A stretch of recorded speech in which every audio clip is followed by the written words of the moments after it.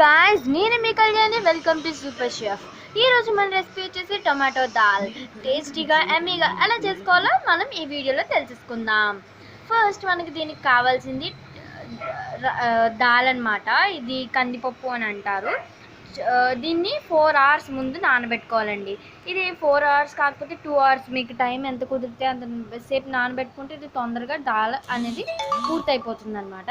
Next దీన్ని ఒక measuring కప్లో పెట్టుకోండి. దీని నిండా నేను ఒక మెజరింగ్ కప్ అనేది తీసుకున్నాను, దాని నిండా తీసుకున్నాను అనమాట.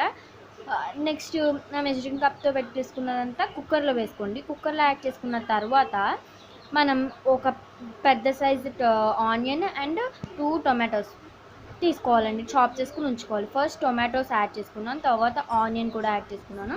ఇప్పుడు దీంట్లో 1.5 teaspoon చిల్లీ పౌడర్ యాడ్ చేసుకోండి. నాకు 1.5 చిల్లీ పౌడర్ యాడ్ కారానికి.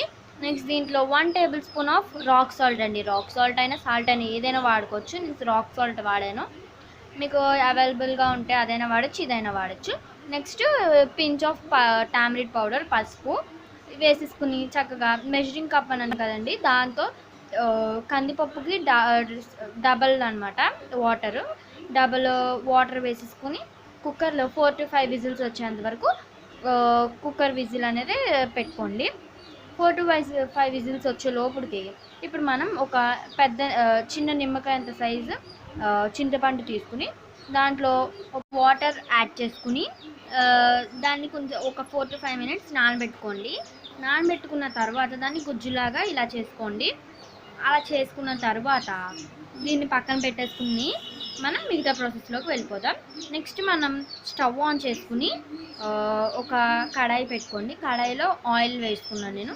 ఆయిల్ వేసుకుని దీంట్లో పోపు దినుసులండి, గార్లిక్ కొంచెం వేసాను, అండ్ పచ్చిశనగపప్పు, సాయమినపప్పు, ఆవాలు, జీలకర్ర, ఈ పోపు దినుసులన్నీ వేసేసుకుని ఇప్పుడు దీంట్లో ఒక ఎండుమిరకాయ అండ్ కొంచెం వేపాకు యాడ్ చేసుకుని దాంట్లో టామరిడ్ జ్యూస్, మనం ఇందాక తయారు చేసుకున్న టామరిడ్ జ్యూస్ వేసుకుని మరిగించుకోండి. మరిగించుకోవడం అంటే ఎక్కువసేపు అవసరం లేదు, అదొక కొంచెం మరిగించుకున్న తర్వాత మనం దాల్ యాడ్ చేసుకుందామండి. అది మనం ఉడకబెట్టుకున్న దాల్ యాడ్ చేసుకుందాం. దీంట్లోకి దాల్ యాడ్ చేసుకుని కొంచెం సేపు మగ్గించాలండి. దాంట్లోనే నాకు ఒక 3 to 4 minutes పట్టింది. చక్కగా దాన్ని ఉడకబెట్టేసుకున్న తర్వాత మీరు దీన్ని రైస్, పాపడ్స్, ఈ దాల్ యాడ్ చేసుకుంటే చాలా అంటే చాలా బాగుంటుంది. టేస్ట్లో చాలా బాగుంటుందండి. ఇది మీరు ఇంట్లో ట్రై చేసి నాకు ఎలా వచ్చిందో కామెంట్ బాక్స్లో తెలియజేయండి. Thank you friends for watching video. Don't forget to subscribe our channel.